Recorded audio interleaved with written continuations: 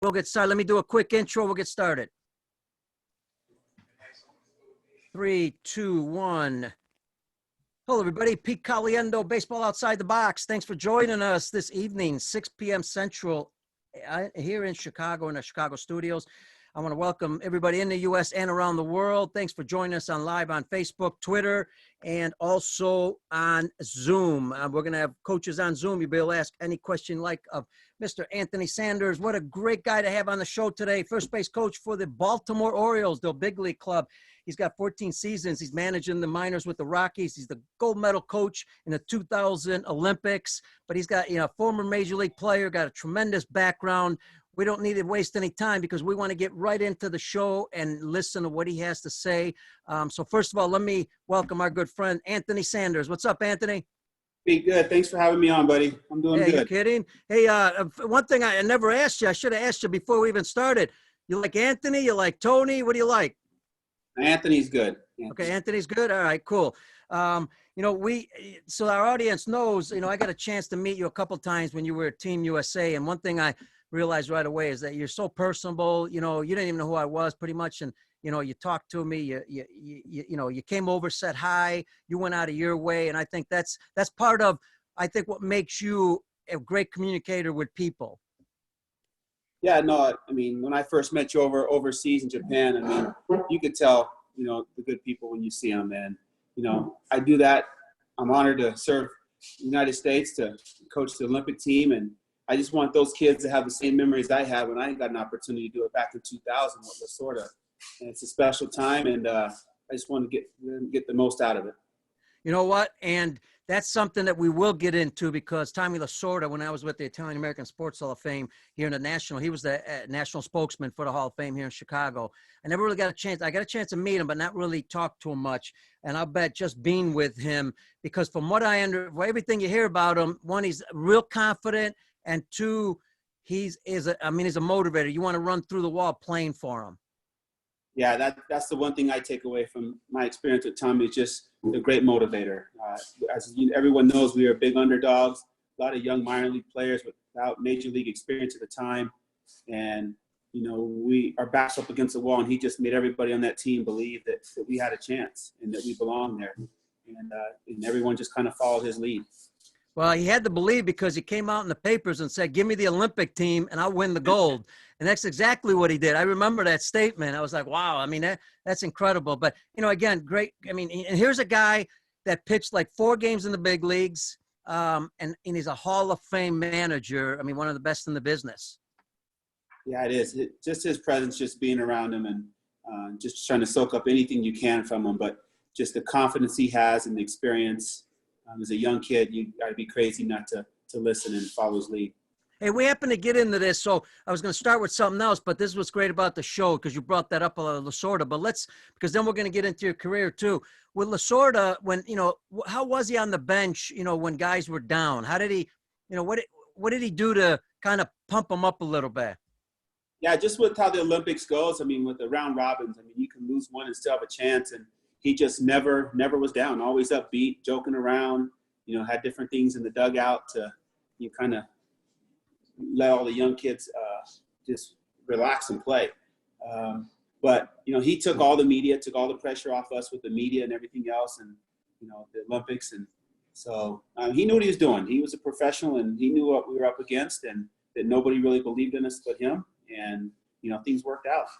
Yeah, and obviously he, being the big league manager and also being so confident. Yeah, he just portrayed that air about himself that he was confident. But let's get into you. That's the most important thing. That's what the show's all about. And anytime we talk, you want to mention something that you learned from Lasorda, great, because I think that could help our coaches. But what I'd like to do is, you got some kids playing baseball. Now, earlier on, you guys were in. I had to stay home, obviously. Now, Arizona, you're able to go out a little bit, practice with your kids. Early on, what'd you do with your kids at home to kind of prepare them when they go outside, and what positions they play? Yeah, I was fortunate because, some years ago, I built a batting cage in my backyard. So I have a freshman in college at Colorado Mesa, a junior in high school, and a freshman, all pretty good athletes. They've been clubhouse kids, and, they haven't stopped working out. And I got a good buddy of mine who gave me a key to a gym So we go in there at midnight lifts when everybody's out. So it's been really good that I get to spend time with my family. But no, they've been, they go out with their friends now slowly, wearing masks and stuff like that. But it's been a change, but in a good way for the family. What's your concern for them when they start playing? In other words, when games start rolling up? I know they're going to have some practices, I'm sure, with their teams. But what's your major concern? Yeah, it's just unfortunate, just from my nephews and from Little League, from Little League World Series to high school baseball to recruiting.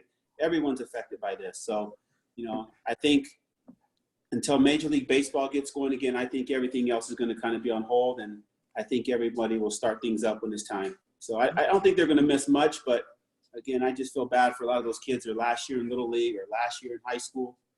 It's sad.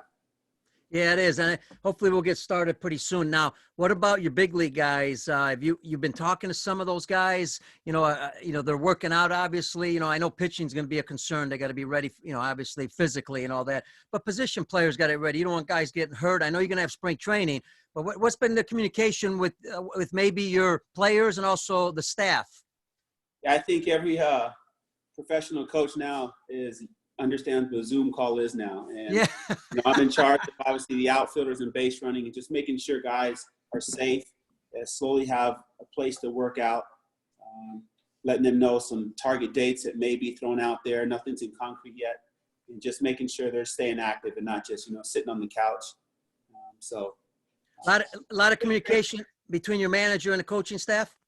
Yeah, we usually have a Zoom call once a week, and we try to find different creative ways to keep growing. If it's scouting or developing with some of the minor league coaches who are new to the system, and so it's been positive. Hey, before we get into your position, your role as far as first base coach, you're an outfield instructor, base running instructor. What about when you were younger? Because you made it to the big leagues, and it's not an easy task. The percentages are pretty low when you're talking about the number of players out there worldwide now. What did Anthony Sanders, what got you to the big leagues, you think? What early on in your young career, when you were a young kid, some of the things that you learned that helped you later on?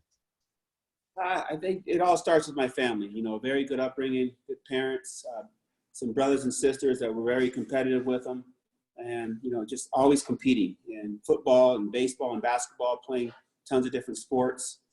And, football was my love coming out of high school, and I ended up getting drafted by the Blue Jays and ended up signing early and coming out of high school.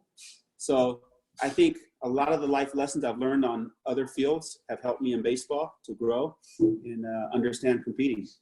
Hey, guys and gals that joined us, feel free anytime to write on the chat a question, or if you want, we can go ahead and you can unmic your mic and ask the question directly. But we're going to get into some specifics to coaching.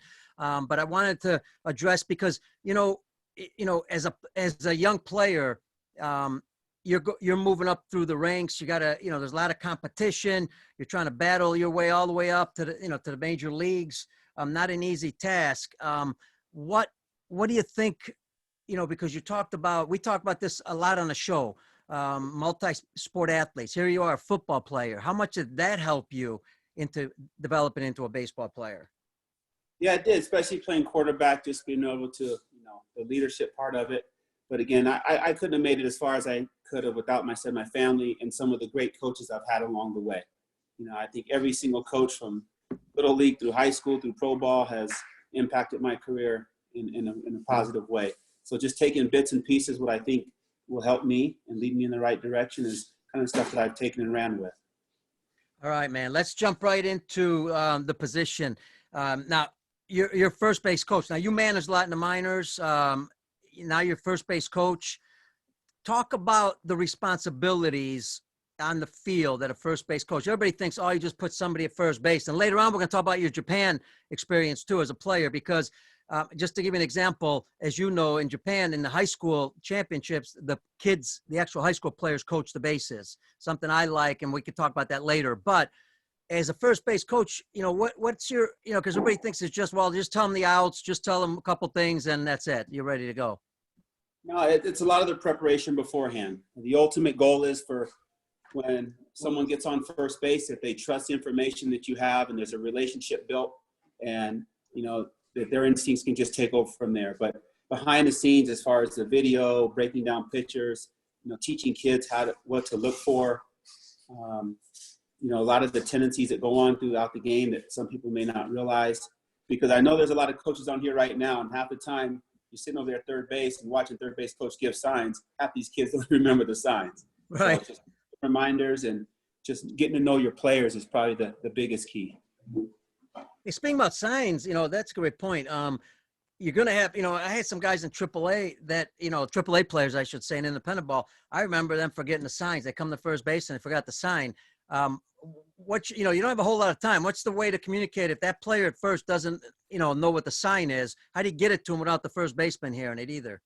And most of the time you're putting your hand on him, squeezing his shoulder or giving him something. But again, it all goes back to learning your players, understanding what kids need what. You're not out there to try to confuse anybody. You want to put each kid in the best situation for them and for them to succeed. So a lot of different learning styles out there in the game of baseball. And like I said, it all comes back down to just knowing your players and how to relate to them. So you spend a lot of time watching video, understanding pitchers, knowing catchers. Explain that a little bit more. Yeah, just tendencies. I think everything kind of starts off the pitcher when you talk about your leads and, times to the plate and guys you can run on, guys you can take advantage of, and if, you get nothing on the pitcher, you might want to go to something else. Maybe the catcher's giving something away, some signs you could steal or how he sets up and then some things just go back to gut feeling. When a manager gives a steal sign or hit and run, he just has that gut feeling that, this is a good situation to do it with. And that's just through experience and understanding the game a little bit. And when you're talking about signs, there's times where the first base, third base coach might pick up some signs from the catcher, if he's giving up a sign or he's giving it away. Then there's communication to the hitter. Can that come from either coach in your system, the communication, if you do pick up a certain sign for a certain pitch? Yeah, the game's played a lot of different ways. Sometimes everything's controlled through the manager, then to the third base coach. Some first base coaches control the running game. So it all just depends on the confidence you have in each one of your staff members. But again, with the base running, I think it starts at a younger age with a lot of these kids, from the club ball to college ball to who's controlling the game, how aggressive you're letting some of these kids be, letting them, fail a little bit and learning from that instead of just managers just controlling the running game and, guys only going when the coaches say to go. Now, a lot of clubs, obviously, when the ball's in front of a player, the player has that ability to make that decision probably quicker than anybody. But sometimes even a ball hit down the left field line, in the line, sometimes that player can't turn around and look. Are you communicating with them? And how's some of that communication working out as far as going to second? Yeah, at our level now, a lot of these kids have been taught, when to pick up the baseball, when not to. But, for some of the younger coaches, you have a lot more time on the field to be creative. And like you mentioned earlier in Japan with some of the young kids coaching the bases, I've used that as a tool before, letting those kids understand, how fast the game is and, if the guys aren't running their best speed and kind of where to stand and where to pick up the base coaches. So a lot of this is simulated through different types of drills when it comes to base running. What's your technique when it comes to, because you see a lot of coaches, they don't just sit there in one area in the box. Balls hit to a certain area, they seem to move somewhere else. There's an infield ball being thrown, they seem to move somewhere else. So they're not usually standing still all the time. What's the technique background there? Yeah, a couple of years ago, I was fortunate to be a supervisor with the Rockies, kind of a new position that they put out there. And there was times where I was in the dugout, times when I was in the stands, and I got to actually sit up there and just watch our coaches on the bases and, and be able to help them develop as well, where they're supposed to stand and go over video with them and stuff like that. And the game just really slowed down for me at that point. But it just takes experience of guys getting over there. I encourage a lot of these young coaches who maybe get stuck at first base to maybe swap every now and then, since you guys play so many games, and get over there and coach third base and understand, because the game gets fun over there. I wish I can get stuck as a big league first base coach, because I take it in a second with no problem. What a great honor just to be in the big leagues and coaching, managing, and I believe both positions, third and first, are extremely important. They play a role, as you're saying. There's a lot of preparation, all that. I remember my first time going to third base in pro ball. man, I was scared to death, and I was like, I had to give the signs. I had to get the signs from the manager and all that. Jay Pesci, a first base coach, he's a first base coach in the minors. And he does ask, what's some advanced tips for coaching first base? But I'm going to lead it in with this. If you're going to be a first base coach, let's say this young man who's going to be for the first time in the minors, he might be coaching first base. What do you recommend to get better before you even hit the field? Yeah, I think it's just preparing not only yourself, but, the ball player as far as what to look for when he's out there. Understanding his abilities, starting from scratch. I think once you can teach a kid the confidence of getting the lead with confidence getting back, then I think that you have a better chance of going the other way. I think a lot of times guys are scared to steal or run because they're not confident that they can get back to the base. So I think there's a lot of creative ways of standing up, diving back, figuring out what's best for that player at the time. And then after that, just, there's a first base coach has a big job. I mean, the way he communicates, the information that he gives the player, but ultimately it's the confidence he gives in that player when he's over at first base. Would you recommend, I don't know if this makes any sense, even take a look at video? I mean, watching games, and maybe even calling guys up that, have experience and asking them, hey, coaching first base, what's some of the things I should be doing? Because maybe he's not as familiar with it. Yeah, it's just constant reminders. Like I said, you can have meetings before the game about signs and, check the outfielders with all the shifts going on in baseball now with the infielders. It's just constant reminding these guys because the game moves fast for them. You might think they have it all, but it's just constant reminders of telling them situations, number of outs, looking for the ball in the dirt. This guy loves to bounce his off-speed pitches, loves to, when he's ahead, just different reminders like that. Hey, you hear this a lot. I mean, you yell back, as a coach at first base or wherever the verbal cue might be. Problem is, a lot of times, I mean, by the time the brain reacts to that, you're probably picked off anyways. I mean, I think that's more for possibly keeping the guys on the bench at the younger levels more into the game when they yell back. But as far as helping, I mean, it never helped me when I was a runner. Yeah, and for sure, that's something that should be studied before the game. You should know if a guy has a plus move or not. And, especially with all the games that are played now, there's tons of information out there on these guys. You see a lot of hitters after the game, they'll go with the hitting coach and they'll check out their swings. Are they striking out or the ball they hit hard? But will they actually keep watching that video to, when there's a guy on first base or a second to see some tendencies of the pitcher? I remember, and this probably isn't a big deal, but I remember how many times I might have told the player at first, hey, you got a man, you're on first and first baseman's behind you. I got you, but, be ready. And especially in your secondary, don't be stuck out there because they'll pick you behind. And there's a pro guy, and I just reminded him, and then a pitch later he gets picked off. And then, it's a tough feeling for the first base coach because, everybody's looking at first base coach, and it's not the first base coach's fault. How do you deal with that with a player? Yeah, that happened to me in this last Olympics over there when I saw you over in Japan and Mexico.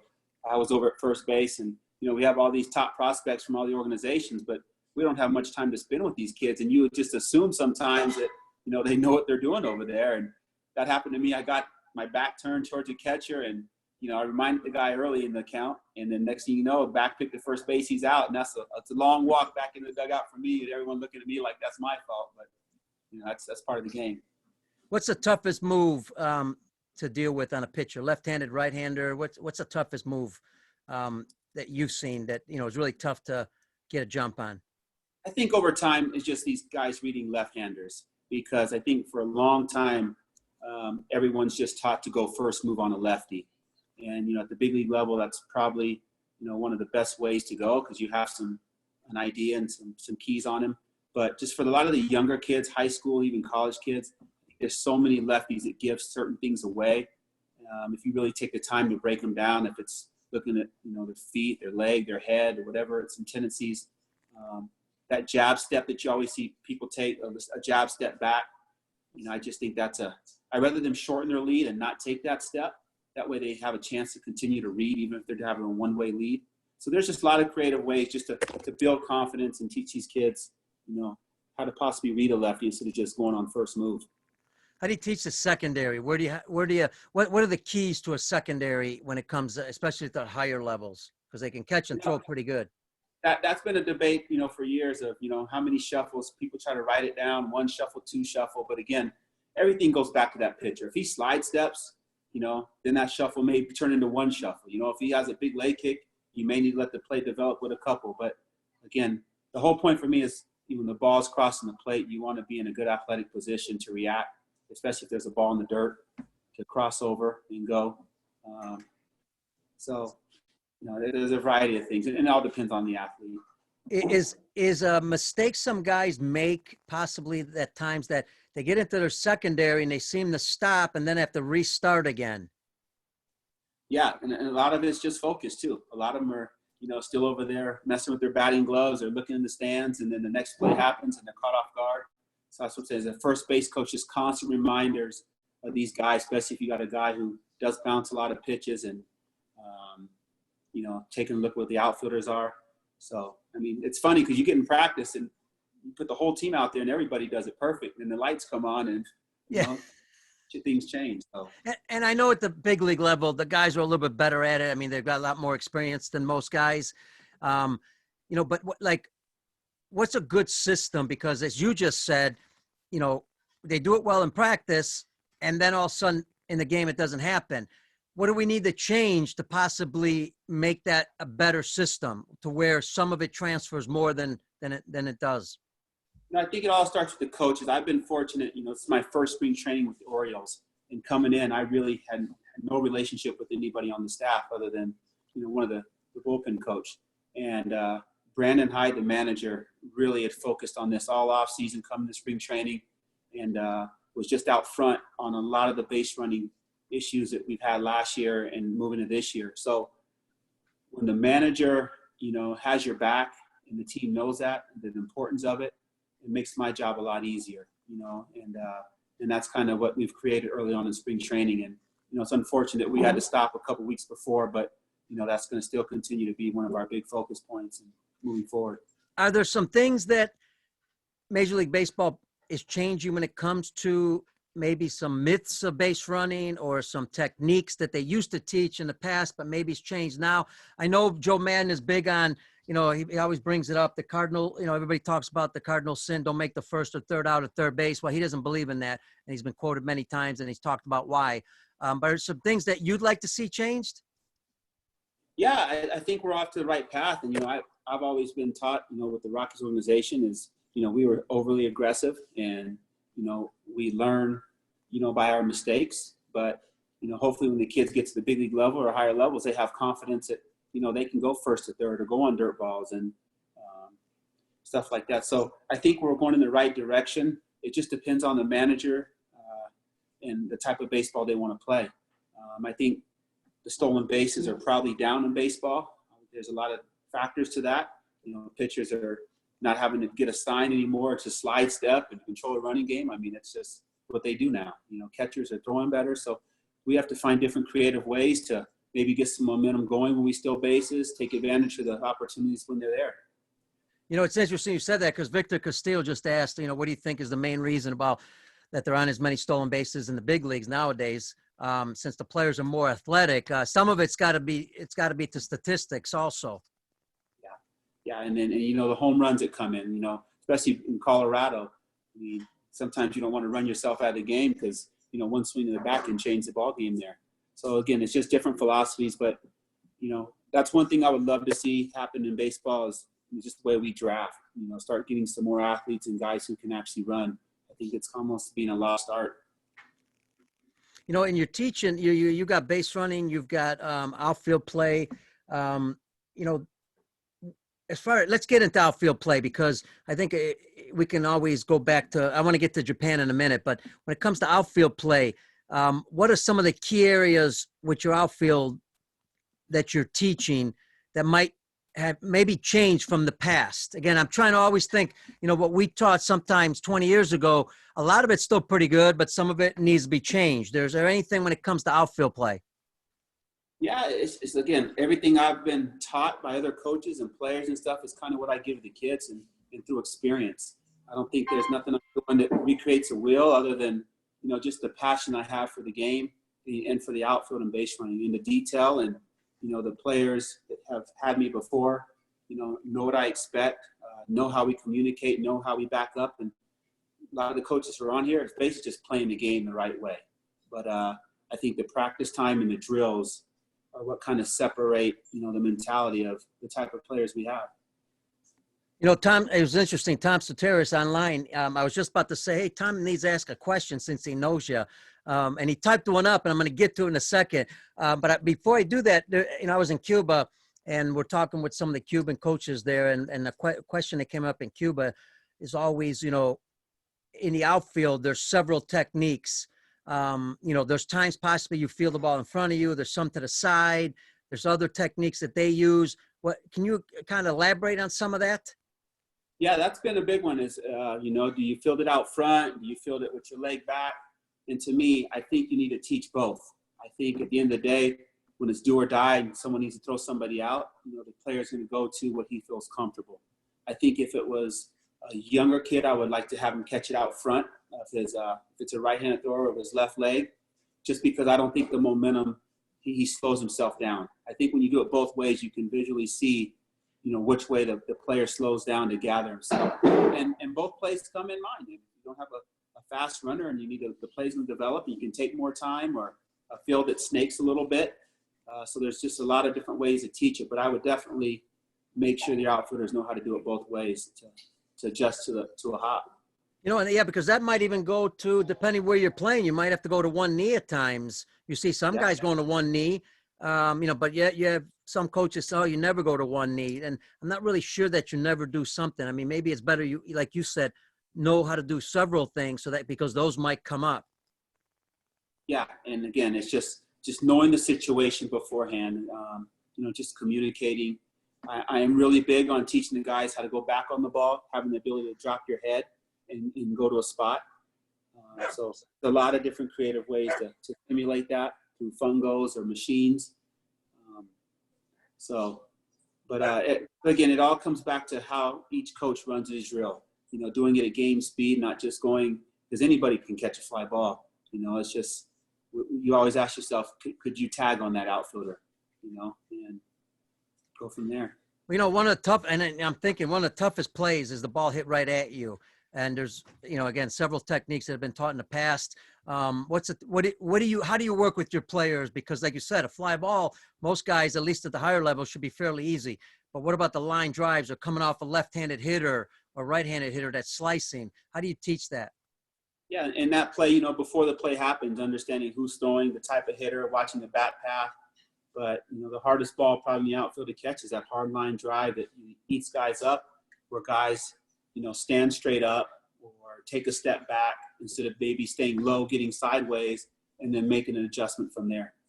So, that's kind of hard to simulate, unless you can, get a machine at home plate and shoot some hard line drives, or, have a coach, hit off a tee or some fungos at them.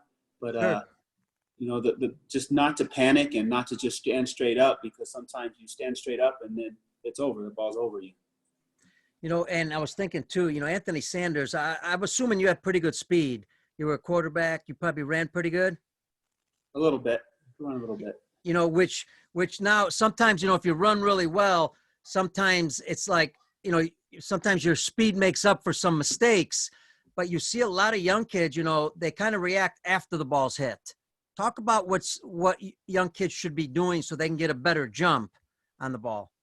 Yeah, when I was brought up, I played like Andrew Jones, but as a young kid, when I first signed out of high school with Toronto back in '92, I had a time to watch Devon White. And I tell a lot of my kids now, like, do you remember who Devon White is? And half of them don't even know who it is, and they have to YouTube him. But, Devon used to go back there and catch balls up here on his chest, but it all started with his first step. A lot of these guys who have speed, like you said, tend to just use their makeup speed at the very end instead of, getting to that spot and making it look easy. It almost looked like these guys used to hot dog it, but, they were really good because they got out of the box. Hey, let's jump to some questions here. Tom Satur says, when you're watching a video on a right-handed pitcher, What are the most common cues for pitchers you see for a base stealer? So what are they focusing on? Some common stuff. I mean, you'll see a lot of these pitchers who just get in the same rhythm. Like someone will go up and they'll take a deep breath and just get into certain patterns. You know, you watch the shoulders. You know, you can watch sometimes, you know, their feet, depending on which one moves first. Some will actually lean. But, you know, with all the technology you have now, you can really slow things down and give these kids some confidence of the right thing to look at before you actually get on the base. So the bases are pretty much stolen before you even get out there. Because you've done, yeah, if you've done your homework. You know, I think we might have answered Frank Duran's question he said for young players, what's a good way to get them to create a better anticipation? And again, that better jump. Yeah, and I think you're onto something right there. I think the hardest thing for the young players to understand is they get the steal sign and they know they got a bad jump and they keep going. You know, a lot of us coaches who've played before understand, you know, after you break within 1 or 2 steps, you know if you got a good jump or not. And to have the ability to shut it down or keep going is valuable. And the only way you can create that is you got to have some attempts. You know, coaches have to understand that you're going to win and lose ball games, you know, on the bases, being aggressive. So it's teaching points. Hey, you know, the other thing is, Anthony, as a young coach coming up, I mean, we could use an example of a young coach, first time in the minors. You know, you can be a little bit intimidated possibly by some of the players, or how do you gain the confidence of the players so that way you feel more comfortable when you're giving the advice? Yeah, no, I saw it firsthand, and I first came in, and I'm going to use Tom Cetera since he's on the call. He came over to the Rockies, you know, about 3 or 4 years ago with us, and he was assigned to come out there to the outfield with me, college coach, and never been in pro ball. And, you know, a couple of days out there, he was just observing everything. But what Tom did creative, and what I did as well, is once you show these players that you care and the passion that you have and that you're there with no agenda and trying to help them get better, you win the players over easily, you know, and then it's downhill from there. But it's all through hard work and just doing things the right way. And I don't think there's no secret formula to that. Now, your role as a first base coach, you come back in a dugout. What's some of the things that goes on possibly in a dugout we're not aware of that you know, helps other coaches understand how maybe your communication is with the manager or other coaches or players? What goes on in a dugout? Yeah, it's just the constant reminders of all the tendencies that kind of go on. You know, different pitchers that you know you've done your homework on, and just relaying the message. You know, in the minor leagues especially, just the constant communication. You know, when the players start coaching themselves and talking to the dugout, like what the pitcher has, his curveball, what it looks like, you know, the velocity of the fastball. When that relates to base running in the dugout, you're onto something. You know, when there's a competition amongst a handful of guys, you know, with stolen bases and different things like that, you know, the game gets fun. And guys and gals, you know, anytime jump in with a question, feel free. I'm going to jump to Japan right now because I'm going to talk a little bit about Anthony's career in Japan. I know you played for the Nippon League, which with the Yokohama Bay Stars. Explain to the coaches when you first got to Japan. You know, if anything, I think everybody should watch Mr. Baseball. I do that all the time with our kids that go to Japan on trips to, you know, for international experience. We watch Mr. Baseball because there's a lot of reality there. But talk about what it was like for you as an American the first time going to Japan. Yeah, you know, I played a long time over here in the States, and, you know, you see a lot of young Latin players come over here and the struggles they have with the language. And, you know, when I went over to Japan, it hit home of, you know, I'm that guy right now, you know, language and everything else and communicating. And the last thing was probably the baseball. You know, and I total respect for Japan and the way they play the game and the way they respect the elders. But not only that, just the youth over there and the passion they have for the game is unbelievable. And I enjoyed my time over there. As a young kid, I think I went over there maybe a little too early in my career, but a lot of life learning lessons over there for myself for sure. What was the toughest thing to deal with in Japan? It was just adjusting to, you know, the pitching, the timing. You know, with the different, you know, mechanics that their pitchers have, you know, pausing and, you know, the way they pitch you. And I was over there, you know, getting a bonus for every home run I hit, every stolen base I had. So when you start playing the game for money a little bit, instead of just playing it, the way you know how, things change. And Yeah. we all know you can't just walk up there and try to hit a home run every time because, some pitchers rather walk you than give up a hit to you. So, it's just life learning lessons like that. What would you like to see when it comes to Japanese baseball? Some of the things maybe you learned there that we could possibly use in the States, the type of game they play or anything that they do that can help us. Maybe we should change our game a little bit. Yeah, it was funny because I was talking with Scott Brocious and Willie Randolph when we were in Japan, about 4 or 5 months ago. And you watched a lot of the Asian teams when they got on base, a lot of, delay steals, false breaks, just creating havoc on the base pass. A lot what we see in the minor leagues with some aggressive organizations. And, I know that would carry on to the big leagues if you put pressure on certain teams and, could affect the game. So it's just constantly being aggressive, finding different ways to put pressure on the defense.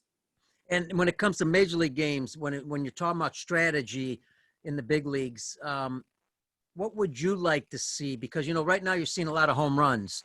I'm not sure if you look at the statistics with teams that have gone to the World Series in the last 3-4 years. I saw a lot of balls hit the other way. I saw a lot, spreading the ball around. What game do you like? You think we should be, developing more? Yeah, I think it's a combination of both. It all depends on the organization and the type of players they have on that big league team. The identity they have. Some teams, have a little more freedom because they have those type of players, and others, rely on a certain situation or hitting the long ball. So, like I said earlier, I would love to see a lot more athletes start to get drafted in baseball, and I think that would change the game as well. Another thing you don't see a lot of in the big leagues, but you do in Japan, and they're excellent at it. They'll do it anytime. And I realize that the statistics go against some of this as far as scoring, but bunting you don't see a lot of anymore in the big leagues. And unfortunately, what's happening is at the younger levels, when you talk about some of the travel teams or even youth teams, they're not teaching the bunting because they're saying, well, it's not important because they're not going to use it when they get older. The problem is not everybody's going to play in the big leagues. Yeah, no, you're correct. And it's sad as a coach who's been in player development for a long time, just watching a lot of these guys like Charlie Blackmon and David Dahl and some of these guys with the Rockies who have that tool, because we've worked on it for hours behind the scenes, and they can probably drop one down whenever they want. So, again, it goes back to the style of play that, the managers are playing. But a lot of people who don't know these kids would be shocked on how well they are at some of those tools that they do have. They just probably don't use right now. What was the toughest thing in the Olympics when you bring a bunch of guys together? What's the hardest thing to get them prepared? Because you don't have, you might only have 2 weeks, 3 weeks to prepare them. What are some of the tough things to deal with there? I think as soon as everyone can buy in, when you're playing for your country, I think that's the key. I think you got to, especially in the minor leagues and college and stuff, and everyone's playing for an individual and their numbers, they put up numbers. But for there, the numbers don't even matter. It's all about winning. And once those kids can realize that and come together, things change overnight, especially in those short tournaments that we have. And it takes great motivators, like I said, from Tommy Lasorda to Willie Randolph, Ernie Young, a lot of the guys, Paul Seiler, the way they make these kids in a short time understand, the value of playing for your country. It happens overnight. And what kind of we all know that a lot of these players that are making it to on a national team, are, obviously pretty good athletes, pretty good baseball players. You got to be able to produce now. It can't be a prospect that's going to be producing in 2 years because you got to compete now. But what about the makeup of the player? What's that like? What are you looking for when it comes to the makeup of that individual? Yeah, it's tough because there's so many talented guys out there. But it all goes back to those guys who just know how to play the game, guys who want to win and know how to win. I had a chance to coach, Joe Adele over in Japan. I mean, young prospect that, if we were playing now, he'd probably be on TV with the Angels. Mm-hmm. And to see a young high school kid like that grow overnight and understand the importance of, United States and playing as a team, it was nice to see. And I think that's going to carry on with him for a long time. And you see a lot of these guys who played in the big leagues, who won World Series and other stuff like that, but you ask them about their time with USA Baseball, and it's a special time for them. What kind of players does Anthony Sanders not like? You got a lot of picks, but what turns you off? Because, it could be, it doesn't matter what the level is, but there's got to be certain things that you just demand from players. If they don't have that, that's not the player you're going to pick. Okay. It's funny you say that because, I think our scouts do a great job now of, eliminating those type of players. And when I'm telling you, I probably haven't seen that player in years, just with the Rockies organization, because the quality kids that they get. And even with the Orioles, you don't see bad kids anymore getting drafted, or around. I think if you're a bad seed or a bad staff member, you get weeded out really quick in this game now. So I think so for any coach who's coming up or, wants to get in the game, a lot of times it's not about your knowledge and all that. It's about the people, the person you are. And I think that goes a long way. And I think it's throughout baseball. All right, we got about 5 minutes left. So if you got a questions, please ask. I just want to kind of go towards the players and the selection of players a little bit. When it comes to picking players, that you like, I talk about their character and all that. But during games, when a player doesn't do something that necessarily fits the culture of your club, it could be not hustling, it could be all kinds of things. How do you deal with that? Yeah, I think you got to try to find some creative ways how to discipline these kids now. Some of these kids now are making way more money than the coaches are. So finding them isn't the answer anymore.